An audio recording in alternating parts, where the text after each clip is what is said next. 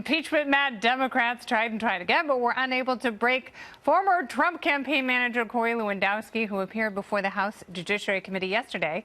Lewandowski gave the Dems nothing to hold on to, but that surely won't stop them from plugging away at their never-ending quest to bring down his former boss. In fact, after the hearing, progressive princess Alexandria Ocasio-Cortez said Lewandowski's testimony, quote, "embraces the case for impeachment" of President Trump. But House Speaker Nancy Pelosi appears to be growing quite frustrated with lawmakers in her party who won't take no for an answer. And according to reports held a closed-door meeting last week, telling Judiciary Chair Jerry Nadler and his crew to knock it all off. So will Democrats take their leader's advice or continue fishing in an empty pool?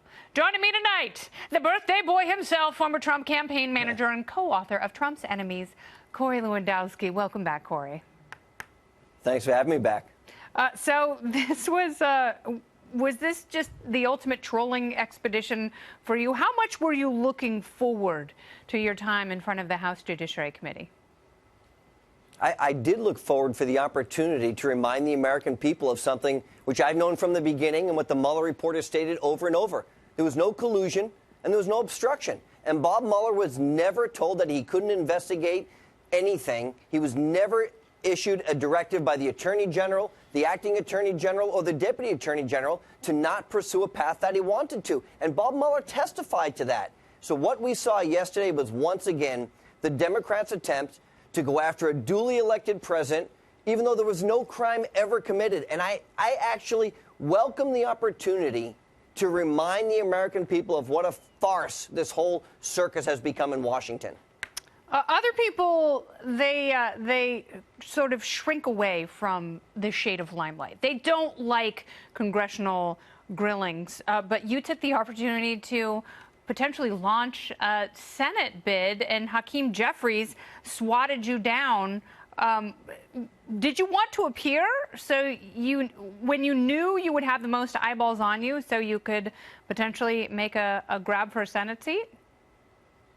Well, the truth is I had to appear because they subpoenaed me, even though through my legal counsel, we told the committee, if you want me to come, he'll be happy to do so. Just tell us the date and time. And instead, they subpoenaed me for a 10 o'clock hearing, which started at 1 o'clock. So I had a legal obligation to attend, which, of course, I did. But the other part of this, as you know, is, I am contemplating running for the Senate. And there were many Democrat members of the committee who had to remind me I wasn't in the U.S. Senate yet. So I appreciate their vote of confidence, knowing that if I get in the race, I'm going to win. Okay, well, that was something.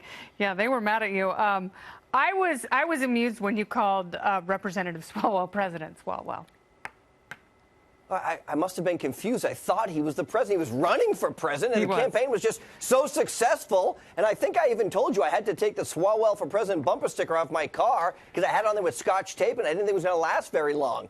But you know what, Kennedy? Fall is coming. The way they treated me, the way they treated me and the way they changed the rules to now allow for the first time since the Bill Clinton impeachment hearings, a staffer, and not just a staffer, a consultant to the committee, to ask me questions, which is a clear violation of what the rules are in Congress. They did that to try and embarrass me and to try and prevent me from potentially launching that Senate race.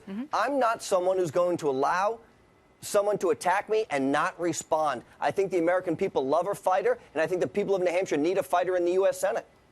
Well, does that mean you're officially launching your bid right now on the Ken Adelia Show?